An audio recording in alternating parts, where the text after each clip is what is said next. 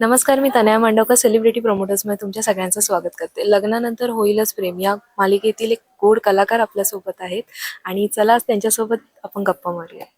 सगळ्यात पहिलं कशा आहात ताई? मस्त, एकदम छान आहे. आणि खूप छान असं मी बघू शकते, असा वेगळाच माहोल इथे झालाय. हो. तुम्ही काय सांगाल त्याबद्दल?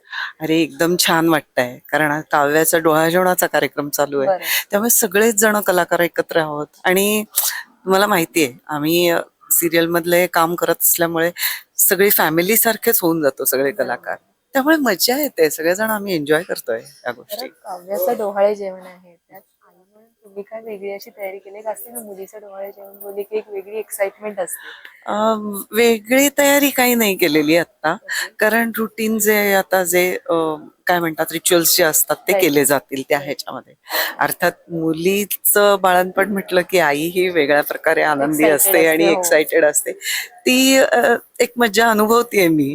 अरे वा. कारण बरं वाटतंय, अरे वा, की आपल्या मुलीला मूल बाळ म्हणून. होणार हो. कोणीतरी, याची मजा वेगळीच आहे काहीतरी. आणि तुमची एखादी बोलतो ना आपण, प्रत्येकाचं बोलतो ना, असं डोहाळे जेवणाची एखादी आठवण असते.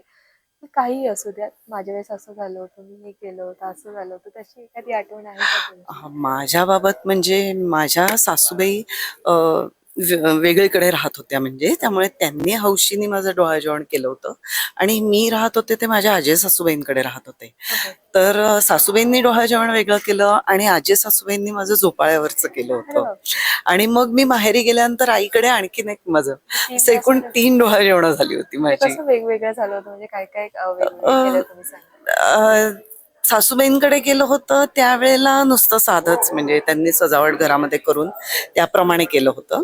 आणि आजे सासूबाईंकडे मी म्हटलं तसं की डोहाळे जेवण झोपाळ्यावरचं केलं होतं त्यांनी. बरोबर.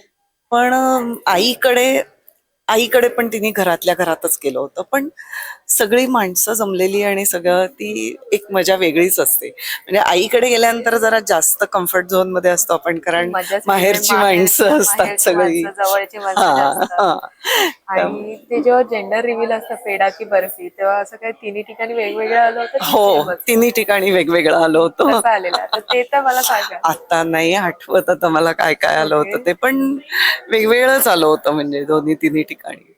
बरं, अजून काय आम्हाला या मालिकेत नवीन बघायला मिळणार आहे? अ, मालिकेमध्ये नवीन काय म्हणजे ट्विस्ट आता असा नवीन. अ, ट्विस्ट असा नवीन काही? आता मी ते रिव्हील नाही करू शकत की काय नवीन म्हणून, पण तुम्ही बघत राहा ना. येस.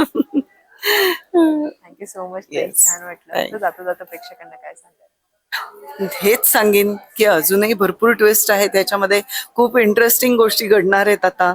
आता तुम्हाला माहितीच आहे की सरोगेट मदर म्हणून आर्या आलेली आहे राईट. आणि मला तिच्याबद्दल प्रॉब्लेम आहेच म्हणजे.